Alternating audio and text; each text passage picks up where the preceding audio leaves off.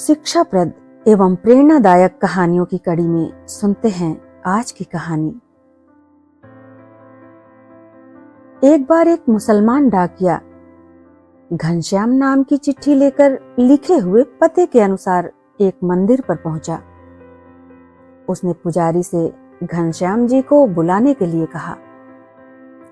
पुजारी ने कहा, घनश्याम जी अभी विश्राम कर रहे हैं, तुम चिट्ठी मुझे दे दो, मैं घनश्याम जी के पास पहुंचा दूंगा। पुजारी ने चिट्ठी ले ली और मंदिर के पट खोलकर चिट्ठी अंदर डाल दी। वह मुसलमान डाकिया यह सब देख रहा था। उसे भगवान कृष्ण की मूर्ति की थोड़ी सी छवि दिखाई दी।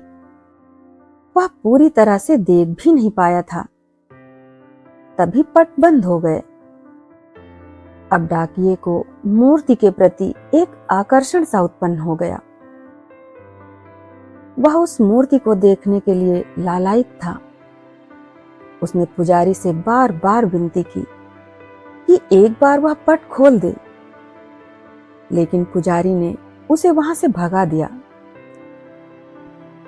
अब डाकिया के मन में पूरे समय बस कन्हैया जी की छवि घूम रही थी।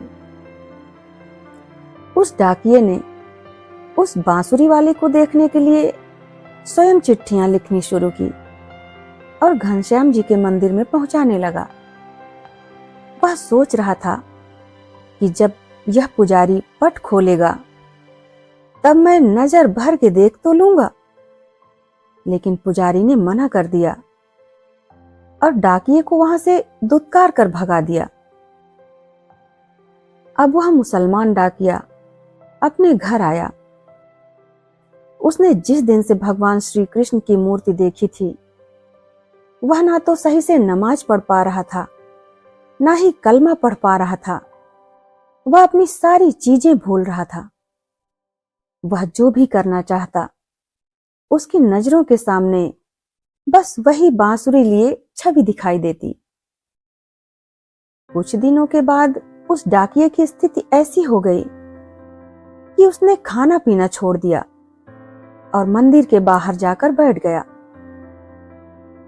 लेकिन क्योंकि वह डाकिया मुसलमान था, इसलिए जितने भी लोग वहां पर पूजा करने जाते और वहां के पुजारी भी, सब ने मिलकर उस डाकिये को वहां से खदेड़ दिया और चेतावनी दी कि वह दोबारा वहां दिखाई न दे।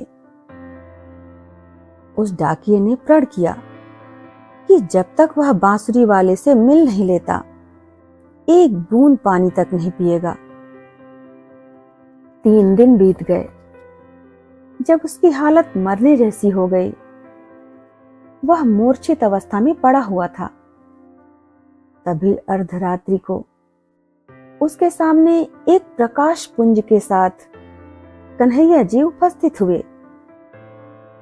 डाकिये को सहारा देकर उठाया, अपने भोग का प्रसाद खिलाया। बोले, कोई बात नहीं, तुम मुझ तक नहीं पहुंच सकते, मैं तो आ सकता हूं ना। डाकिये ने कहा, आप कौन हैं? भगवान श्री कृष्ण ने कहा, मैं ही तो हूं तुम्हारा घनश्याम। डाकिया उनका हाथ पकड़कर फूट फूट कर रोने लगा। भगवान ने कहा, अब तुम्हें मंदिर आने की आवश्यकता नहीं है। जब भी तुम मुझे याद करोगे, मैं खुद ही उपस्थित हो जाया करूंगा। इसके बाद भगवान वहां से अंतर्ध्यान हो गए। अगले दिन सुबह मंदिर में चारों तरफ शोर सुनाई देने लगा कि भगवान को जिस बर्तन में प्रसाद चढ़ाया जाता है, वह सोने का बर्तन गायब है। बड़े बड़े उच्चाधिकारियों के पास चोरी की शिकायत की गई। मंदिर परिसर में लोग इकट्ठे थे कि तभी वह डाकिया सोने का कटोरा लेकर वहां पहुंचा और उस रात की घटना को बताने लगा। उसकी बात का किसी ने यकीन नहीं किया और उसे चोर समझकर जेल में डालने की बात होने लगी। डाकिये ने मुस्कुराते हुए कहा कि मुझे बेशक जेल में डाल दो, लेकिन यदि हो सके तो इसी मंदिर में मुझे किसी कोने में बंदी बना दो।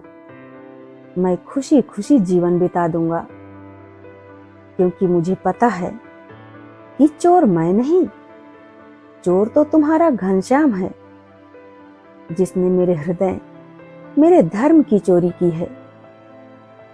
दोस्तों, जिस प्रकार ईश्वर हमारा चढ़ावा सोना, चांदी, रुपया, पैसा, फल, मिठाई ये सब नहीं देखता, हमारी श्रद्धा देखता है। हमारी जाति, हमारा धर्म वह कुछ भी नहीं देखता। उसे तो बस निस्वार्थ प्रेम चाहिए। उसी प्रकार हमारे भौतिक जीवन में भी, चाहे वह शिक्षा का क्षेत्र हो, व्यवसाय का क्षेत्र हो, पारिवारिक या सामाजिक कोई समस्या हो, किसी भी काम की सफलता के लिए हमारे हृदय की पवित्रता बहुत ही आवश्यक होती है। जहां पर हम किसी लालच, भेदभाव, स्वार्थ और दिखावे के बिना अपने अंतर मन से कोई काम करते हैं, तो वह जरूर सफल होता है। धन्यवाद।